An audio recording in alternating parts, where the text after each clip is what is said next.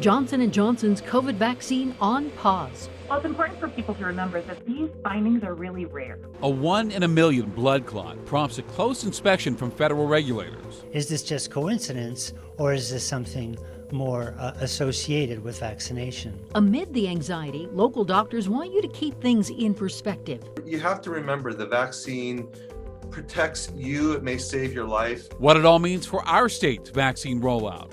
People really just don't dress up anymore, especially since COVID. A Northglenn business up against the odds. This is all I ever had, and it's my lifeblood. After years of helping others, the owners are now turning to neighbors for support. Good evening and welcome to Denver7 News at 10. I'm Ann Trujillo. And I'm Shannon Ogden. Thanks for joining us tonight. Well, tonight, use of one of our coronavirus vaccines is on pause. The CDC says it wants to take a closer look at 6 cases of blood clotting. That's 6 out of the nearly 7 million people who've received the Johnson & Johnson vaccine. And it's sparking a lot of questions about safety for those who've already received that shot and for those not yet vaccinated. So right now, let's take just a step back, take a deep breath, and let's get you caught up, put all of this into perspective. So the FDA and the CDC called for the pause after discovering 6 cases of a rare but severe blood clot. It happened about a week to 2 weeks after women received the Johnson & Johnson shot. All 6 cases were women between 18 and 48 years old. A Virginia woman died. Researchers suspect an unusual kind of immune response may be responsible.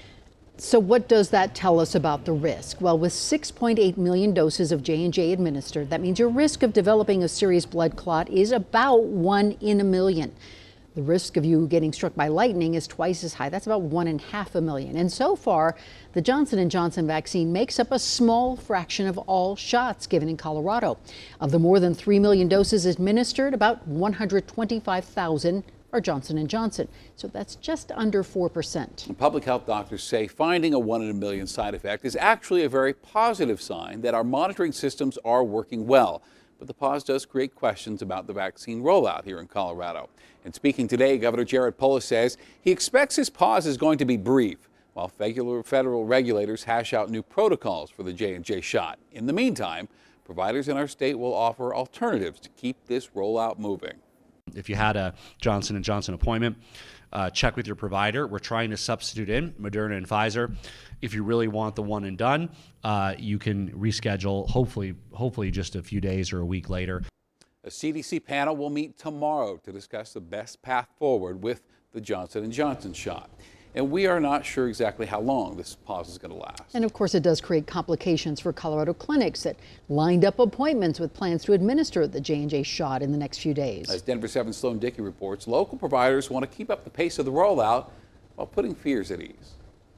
It was painless. It was really quick. Robin Ayers got her vaccine in March. It's really well organized. And she wants people to know. Got the Johnson & Johnson and it's been fine ever since. She's staying confident in the science. I would do it again today if I had to, because I believe in the process. I really, really do. I don't have any doubt about it whatsoever. And she's staying confident in the Johnson & Johnson vaccine. It's thousands of times riskier to not get the vaccine and die from COVID than it is to get this blood clot. On Tuesday, Colorado paused the distribution of the Johnson & Johnson vaccine following guidance from the CDC because of those rare cases of blood clotting, leaving local clinics scrambling. We have about 1,000 doses of the J&J vaccine in stock, and our plan was to distribute those 1,000 doses next week at 4 of our sites. Salute Family Health, which operates numerous neighborhood clinics across Colorado, canceled 4 Johnson & Johnson clinics scheduled for this week.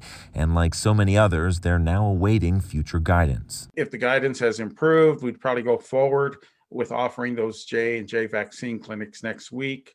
If not, we would replace them with Moderna vaccine clinics. Right now, only about 5% of all vaccinations in the U.S. are Johnson & Johnson. Still, health leaders hope this rare occurrence won't scare people away from getting the shot. It seems to be, I would say at least 100 to 1,000 times less likely than other common clotting disorders that people suffer every day, as a result of being on medications or just spontaneous or other medical conditions. Dr. James Need of the Medical Center of Aurora says it's important to take every complication seriously, but believes this pause should boost public confidence because of the intense oversight from regulatory agencies. I would hope people would take away that this is an encouraging move, hopefully with some rapid turnaround on information. 6 cases and more than 6 million vaccinations is quite rare. I think the takeaway message is that vaccination is very important.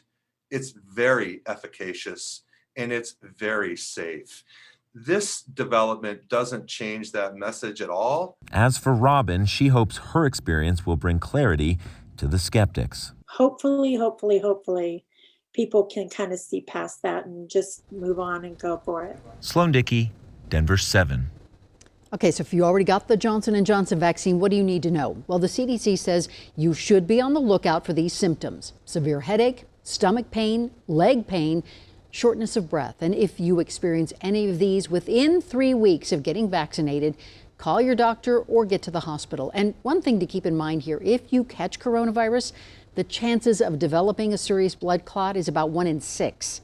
That's according to research published in JAMA, and that is many, many times higher than the 1 in a million chance of blood clots that researchers are finding with Johnson & Johnson vaccine recipients. Also, a heads up, if you got vaccinated at the Dr. Moma Health and Wellness Clinic in El Paso County today, state health staff say they cannot confirm if the vaccines were stored at the correct temperature. So that means your shot from today is considered invalid, so you will need to repeat it. Head to covid19colorado.gov for more details. And this may have happened to you too, but I've had several awkward conversations with people who tell me they're not going to get the vaccine. I really didn't know what to say, so today I reached out to the chief clinical officer at Centura Health for some advice. So she suggests first making sure they know they're much less likely to get sick and die from COVID if they get the shot, but then remind them it's not just about them. What they're not thinking about is those people around them that they love who are vulnerable. Whether it's their grandparents, people who are immunocompromised, people that would love to take the vaccine but can't because they have an allergy to one of the components. We can surround those people by getting vaccine ourselves and make it so much safer for them to be in the communities where we live. It's really important to understand that your licensed healthcare professional has done this for years and years and studied for years and years to be able to make helpful decisions and guide you in the right direction, much more so than your social media contacts may have. All right, that was very helpful there. And Dr. Gully also added, the doctors and scientists who have studied this are getting the vaccine themselves, and so are their families. They would never take something they weren't confident in. With vaccination rates climbing, state officials will hand pandemic rule control to local leaders on Friday. And many businesses are hoping for an end to mask mandates and capacity caps within weeks. Others doubt they'll survive that long. Denver7's Addie Guajardo spoke to a Northglenn business owner barely hanging on right now. Sometimes you got to hit them with a little steam to make them move. Jaredette Scavone is a pro.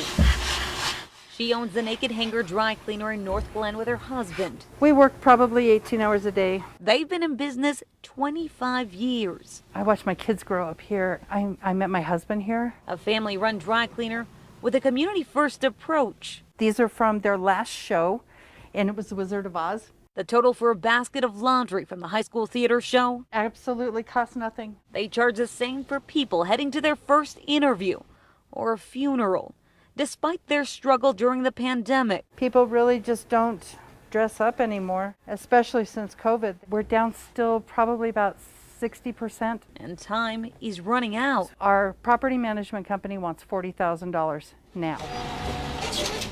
Money they don't have. I don't want to be homeless at this point in time in my life. It's why they're selling donated books. I think that we could sell them for, $5, $6, maybe $10 on Amazon. And turning to the community for help.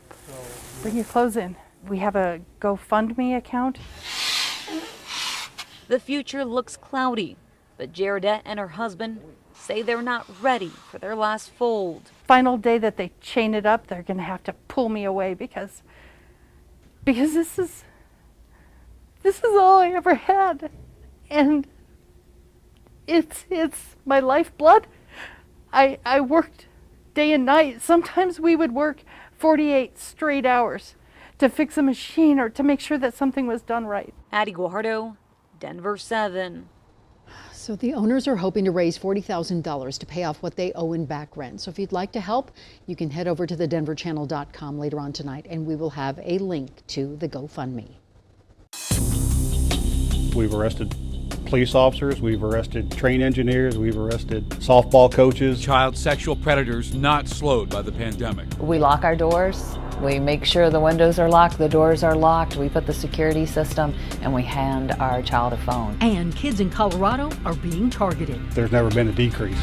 It's a daily thing that it just never stops. We have some snow on the way tonight, especially for the mountains and foothills, and more for Denver later this week.